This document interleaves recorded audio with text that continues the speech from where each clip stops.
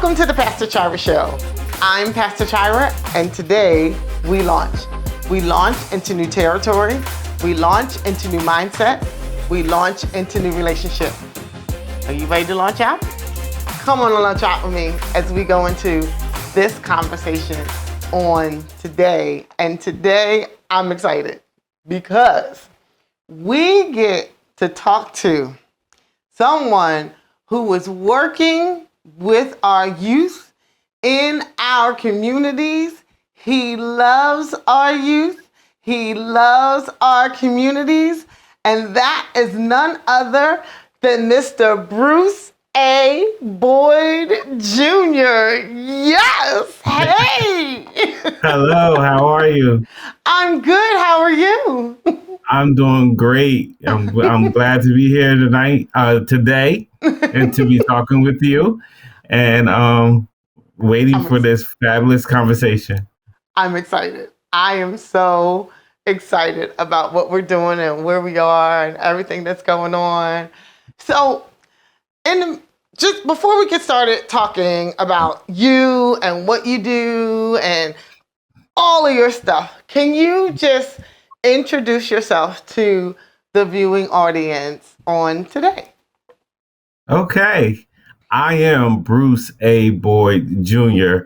I am a native of Trenton, New Jersey, the capital of New Jersey. I'm an author, a playwright, motivational speaker, youth development specialist, and I can go on and on. I'm a Jefferson Award winner. I am a drum major for Youth Impact by the Martin Luther King Jr. Commission here in the state of New Jersey. And I always like to say that I'm a homeless person searching for change. And so daily I am searching for the change, spare change, any change that I can grab onto and make a change in the process. I am so happy to be here today. I keep saying night. I don't know why, but I'm happy to be here. I'm just happy to be here and have a conversation about today's youth, about what we can do as adults, and how do we make the change that is desperately needed. Thank you so much. Listen. You didn't do yourself justice. I'm just going to tell you, because you do so much, and your heart is so big for all that you put your hand to. And in what I see and what I've come to recognize is that you don't put your hand to anything that your heart isn't aligned to as well. Absolutely not. That's right. That's right. We can't, because some things aren't for us. Sometimes and no is a complete sentence. So, sometimes people see what you're doing and they say, hey, and I simply say, if it does not align with my purpose and my vision and my mission, it's not for me.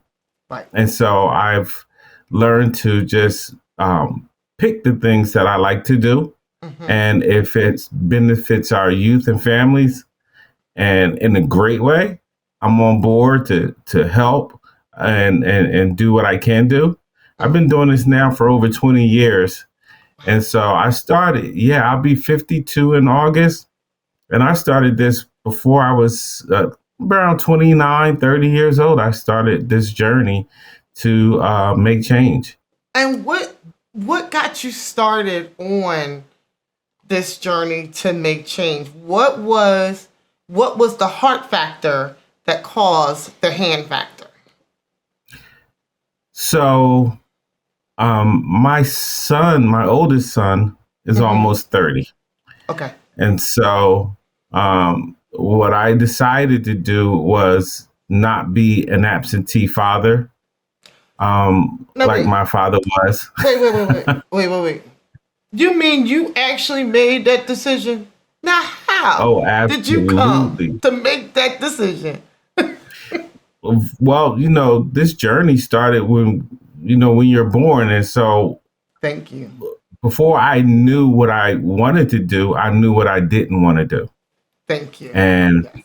I didn't want to be an absentee father. And that's an educational concept. I wanted, when I was in plays, when I was in different things in school, I would always look out into the audience and I would never see my father. Yeah. And so, one of the things I knew that I was going to do differently was be there for my son, my oldest son at first, right? So Right. I was a single father. So I was raising my son from the By time he was yourself. 8 months old. Yes. Wow. And so from that experience, I was there for everything. And it didn't go unnoticed. Yeah. And so the vice principal asked me to, I was room dad, this dad, PTO president, all Right. these different things. And so I had a bird's eye view of what was going on in the schools, had a bird's eye view of what was needed in the schools. And so that's when this journey started for me, was to say, hey, there's a lot of things that we can do better. There's a lot Yes. of things that we Absolutely. can do together, and men had to be a part of it and not just be a disciplinarian in their child's education. Because Men do more than that. men do more. You're not only a strong fist and a strong hand, right? You do Right. have a heart. Men do have hearts. I mean, Yeah. you know, How about that? how about that? Men do have hearts. Men do have feelings, right? Men Yes. do have Right. emotions. Why do we miss that? Like, why? Well, for a lot of times, they think that men are supposed to be strong. You're supposed to be strong. But, one of the things that I had to come to grips with was real men cry too. Real men have those emotions, and Yes. real men can show those emotions, can show those vulnerabilities, and still be strong. Because Exactly. if when you're not, then you'll get that ABM, angry black man syndrome, and your words don't come out the same. And Yes. so, um, as kids, as women, they think that men, when they talk, they come from a point of anger, and I say most of the time it's from a point of hurt, Mm, and we don't interpret. We don't show our hurt right.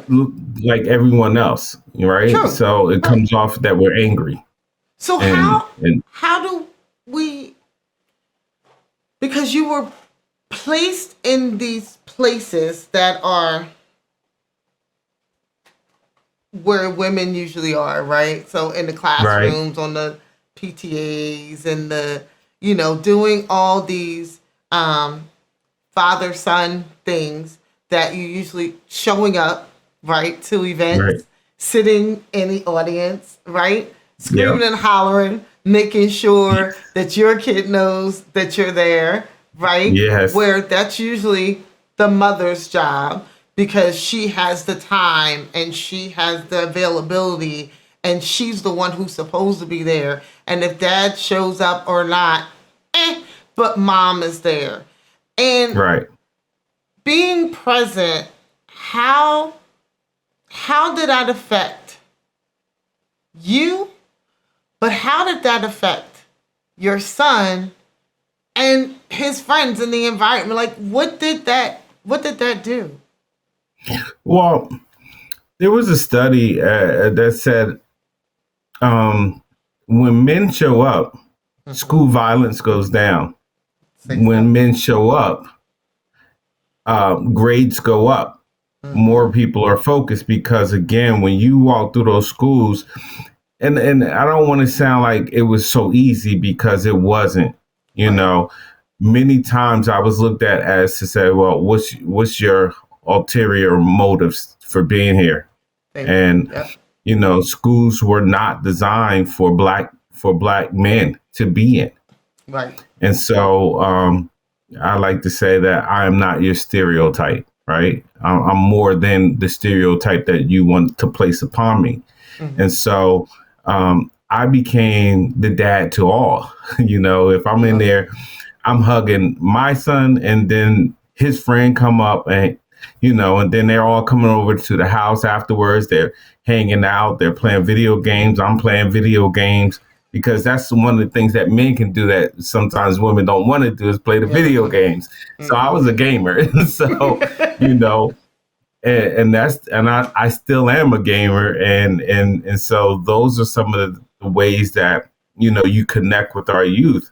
You Mm-hmm. meet them where they are and take Right. them to where you need them to go, Yeah. and sometimes it's just through a game. So, and sometimes it's just through your presence. It's just through walking through Yes. the door and standing Yes. there. And that's it. You don't have to say a You word. don't have to say anything. Yep, you're right. We're about to go to a commercial break. And on the other side of the break, I want to talk about your community work and what you do Okay. within your communities, and what the impact is. And because you've been on this journey for 20 some years, and now you have not just a story, but you have the data to show that my Mm, presence has made a difference. And that's so it. Yes. we're going to go to a commercial break. And on this other side, we'll talk about the difference that you've made within these communities. We will be right back.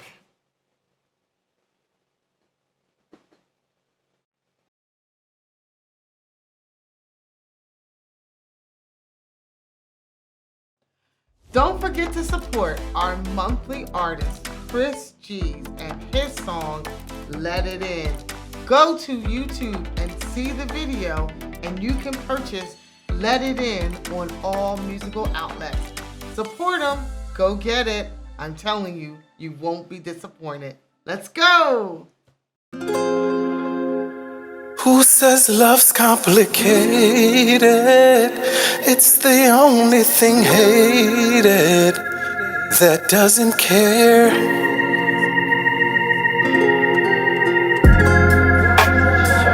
God knows I've tried to find it in some outlandish places, but it was right here.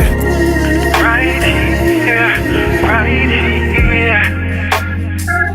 Hiding in plain sight, wilding in daylight, dancing in moonlight. Moonlight, love is all around. I'ma let it in, let it in. We're back. And we're back with Mr. Bruce A. Boyd Jr. Woo-woo!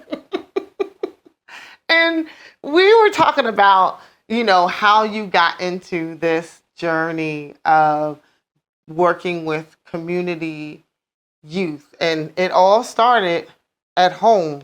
I could Mm. go somewhere right there. Like, Right. because it started at home, and you made sure home was strong and home was tight.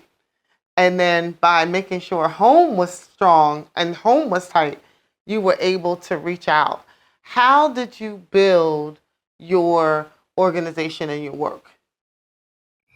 So, you know, you for me, I didn't have a blueprint, and basically, what I was doing was looking at what the community had to offer. And in Trenton, in the '90s, they had the YMCA, Mm-hmm. the Boys and Girls Club, and the CYO, and those three places were more like recreation centers and not places that young people could go to get real in-depth knowledge of self, real in-depth knowledge of what the world had to offer.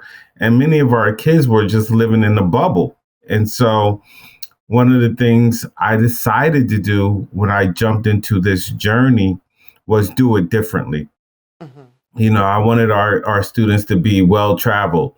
So we would look at different places, and we would bring the history books to life. So in our 20 years of service, we've been to over 30 colleges and universities, HBCUs, PWIs, community college, you name it. We've taken our students so they can see what opportunity looks like. When we opened up the history books, we would watch the movies that would come out, Selma. So we decided not to just watch a movie. We've journeyed to Selma with our students and their families on a bus.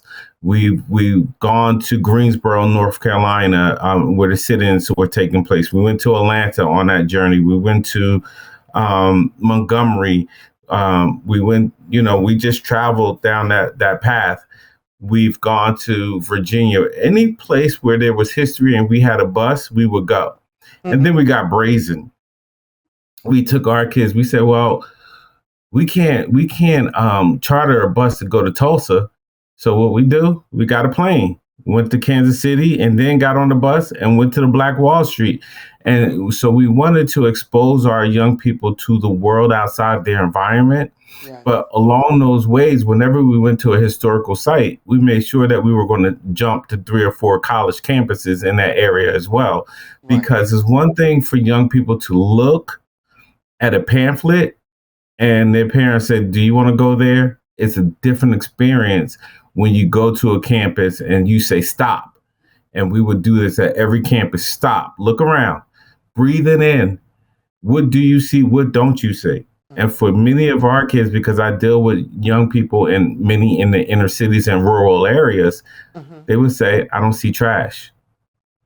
And that I don't see any litter on these campuses. So that was what they would see. And so we had to let them understand that this can be your life. We would go into those neighborhoods. We would drive around the colleges. A lot of things that people really don't do, we would do. So we would take our young people, and these were as young as 5th grade, that we would start taking them on these college tours, because we knew that the earlier they are exposed to it, yes, and early and often, they will aspire to be it. The problem that we're facing now is not too many people are exposed to that. Not too many families and parents are exposed to that. And exposure is one of those things that is very, very important. You can't be what you don't see. Yes. And so you start to look in these neighborhoods. Well, what do you become? You become a CNA, you become a factory worker, you become a drug dealer, you become one of those things because that's what's prevalent. So we had to shift the paradigm, and that's what we did. And our outcomes are great. Our kids are going to some of the best colleges and universities. They're graduated from those colleges and universities. And now many of them are coming back and being teachers in the same district that I taught, that I showed them. And I'm so happy about that, because now I can pass that torch along and not have to worry that this next generation is going to be okay. I know it is, because they've been exposed to some things. What's the name of your organization? We keep talking about it and what you're doing, but what's the name of your organization? It's Building Our Youth Development. Mm-hmm. So it's Building Our Youth Development. It's I took my last name, B.O.Y.D. Okay. And built and turned it into acronyms, Building Our Youth Development. And it's just one of those things where literally I can't lose, because my name is on this thing, and it's not like I can resign from it. So I take a lot of heart in that and passion behind that, and said I'm not like any other organization or company, because I am the CEO of B.O.Y.D. So absolutely. That's it. It's my name. So do you only service Trenton? Do you go to other surrounding areas? What do you do? I am a vendor. I am on the North Carolina vendors list. So I have a motto, have children will travel. So I do public speaking. I have a one-man play called Evolution. Then I eventually wrote the book Evolution. I do 6-week workshops, introductory to hope. Wait. So we got a play And a book. And a book. Yes. Somebody didn't give me the memo. They didn't give me the memo. They did not give me the memo on this book. Really? Yes. Yes. Yes. Who does it service? Like what's the age range in your children? Well, I wrote the book for middle school to high school, Mm-hmm. but I've gotten so much feedback from adults how the book changed their lives. Then, I get feedback from the children, but more so from the adults that read the book Mm-hmm. because I as I take this journey through my life, so many times older people, young people can see um, themselves in the book and Mm-hmm. understand that at each part of your life, you just can't accept no, can't give up. Yes. So, I'm like a hope dealer. Mm-hmm. I said the power of belief, and so I show that, and I am that because so many doors were shut to me Right. that I didn't accept no, and I just kept going. And if the door was shut, then guess what? I was climbing through a window. So I Because want I'm our coming young in. people to understand that. That's it. Yeah, I'm yeah, coming in. yeah. Definitely. I So love it. so I started out as a play, and then after a couple times doing the one man play, people would Mm-hmm. say, "Well, where's your book?" And what I would do was I would bring books with me of other people that I've read and I've learned from, and I would They said, Mm-mm, give those books out. And it was like, "Nah, this isn't your book." I want And I was like, your "Well, I don't book. have a book." Right? Right. We want Right. your book. So I had to do it during the pandemic, at the early parts of the pandemic when life slowed down. I had an Mm-hmm. opportunity to just sit back, reflect, and just started to put the book together based off of the play. So, yeah. Well, you know what? So, I'm another one. I want your book. okay. So I'm going to get your book Okay. because it is so important the work that you're doing, those that you're touching, those that you're reaching out to, those that are reaching back in order to be a part and to gain from what you have to offer. What are some things that you have coming up in the coming weeks and months? So, as we're rounding out Black History Month, I've been doing the tours of going to different schools with a Black History message. Mm-hmm. One, the speech is "You are the dream manifested."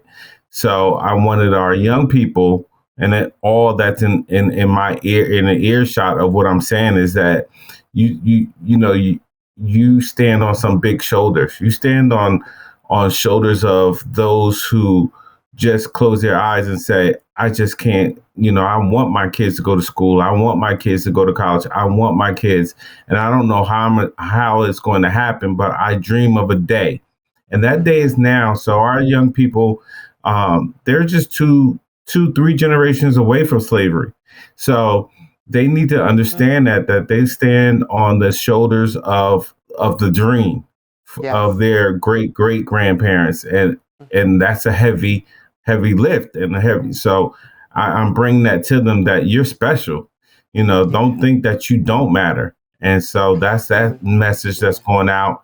March is Women's History Month, so I'll be talking about different women that have made significant contributions to our society that our young people need to be exposed to because Yes. again women don't our kids don't get exposed to powerful women, and if we keep looking at what DeSantis wants to do in Florida, our kids won't be exposed to any history. How can people be in touch with you so that we can get you to come and do your play and motivate our young people? And we want you to come. And I know there are others that want you to come as well. So, how can we get in touch with you so that they can have you come and do what you do? It's simple. I keep everything simple. It's I am bruceaboydjr.com. Hmm. I am bruceaboydjr.com. That gives a lot of information about me, gives information about the book, And contact information 609-954-2033. That is directly to my cell phone. I don't have a problem. That's been my number for 30 years. So it's never going to I love it. change. And so it's very easy to find me. I am BruceABoydJr.com. Well, listen, I am Pastor Chira, and I am so excited about you, what you do, how you've made impact, how you continue to make impact, and that your heart and your hand continue to speak. I'm excited, and I thank Thank you. for all that you No, do, thank you. for the impact. It's so needed. The male presence, the man presence. It's so important. And you are changing lives and giving things that nobody else can give. I honor you. I thank you. I appreciate you. And you ain't heard the last from me. I'm just.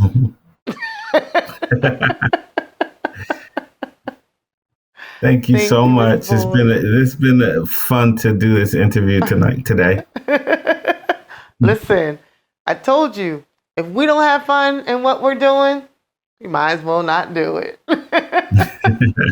Thank you so much. Listen, viewing audience, this was a conversation like no other. And I want you to make sure that you not only invest in your own, but invest in your community.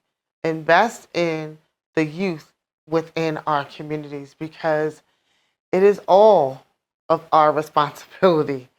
Remember that saying that we used to say, it takes a village? It still takes a village. And we are all part of that village. And we all have something to add within that village. So, let's do our part. Just like Mr. B.O.Y.D. I'm Pastor Chira. This is the Pastor Chira Show. And I will see you next week. God-bye. Coming up on the Pastor Chira Show.